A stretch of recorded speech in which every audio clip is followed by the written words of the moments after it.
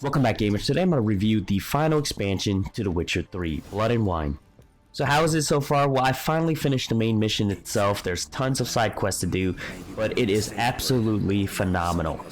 Along with the expansion, the game itself sported a brand new patch, which overhauled and fixed a lot of problems I had with The Witcher 3 itself, with the overhaul of the UI and how the oil is organized, and a lot of new things that would really annoy you in the original game was fixed out just a bit to make it a lot better. So it's a really nice improvement to the game itself. So the patch definitely did overhaul the inventory and certain aspect of the game that is in the menu, which helps organize things easily and find things easier.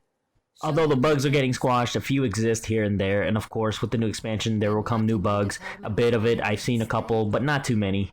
But if you want to know more about the patch itself, you can head over to the forums and read about the patch. It is pretty extensive. The new expansion takes place in a land called Toussaint, and the area is pretty large. There are tons of side quests you can do in the game. The main quest itself is pretty decent. It started off a little bit slow for me, but it ended up in a bang, and it was pretty epic. I can't tell you more about it because I don't want to spoil it. Tons of new side quests you can do. One even involves upgrading a house. You'll get a new Gwent deck if you're a Gwent player, and tons of new fight quests you can do. Pretty much more of the same, along with quests that involves hunting monsters and investigating problems that occur throughout the town. Some of which I might say are hilariously written.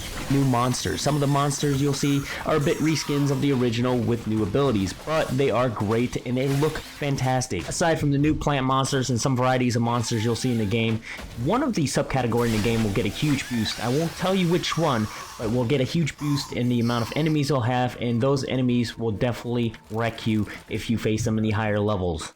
Although the enemies in this expansion is stronger, better, and faster, there's going to be new weapons and armors that will definitely help Geralt on his mission. The new weapons and armors look fantastic, and also their perks is to die for. They are amazing, and some of them will definitely help you out during the battles against these monsters and the harder difficulties. And as for the new bosses in the game, for me, fighting the new bosses feel a lot more animated, and I've really thoroughly enjoyed it. And of course, the challenge behind it is also unreal if you play on the higher difficulty. The bosses are insane, and so are the new mobs. So once you play and encounter them, you'll see for yourself. But they are very enjoyable and makes a great addition to this game.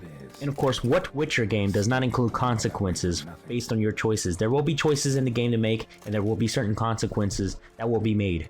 And that's pretty much my review of The Witcher 3 Blood and Wine. I didn't want to get too deep into it because I don't want to spoil it for you guys, so I stayed spoiler free throughout the video, also just giving you a little bit of peeks here and there of things that will happen. I did play the game and rush through the main storyline because I wanted to see how good it is, but I have tons of side quests to do. I've done a couple of them, and I still got more to go. So by the time I complete it, it'll probably take me about 22 to 23 hours to completely check out the entire Toussaint area. So it is a great expansion and a great final addition to the game itself.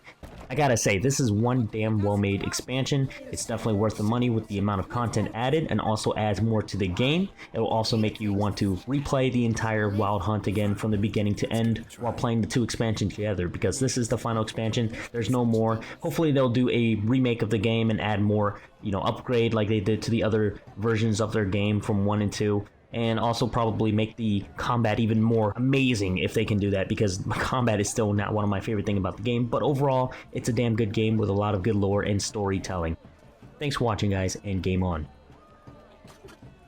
Ooh, look at that lantern. It's flying away.